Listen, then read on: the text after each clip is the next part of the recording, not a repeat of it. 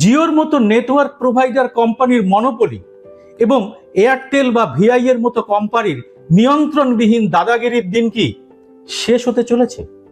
কেন বলছি এ কথা?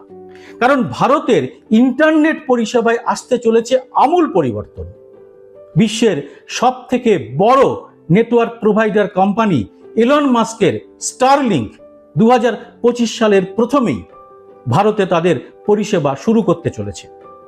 আসুন এই প্রতিবেদনে জেনে নিই ইলন মাস্কের এই কোম্পানি কি প্রযুক্তিতে তাদের ইন্টারনেট পরিষেবা আনছে, কেন তার জন্য দরকার পড়বে না কোনো টাওয়ারের, গভীর সমুদ্রেই হোক বা জনমানবহীন পাহাড়ে বা গভীর অরণ্যেও কিভাবে মিলবে এই নেটওয়ার্ক, আর কি হতে পারে এর দাম, আর এটা আটকাতে কিভাবে উঠে পড়ে লেগেছে জিও এয়ারটেলরা।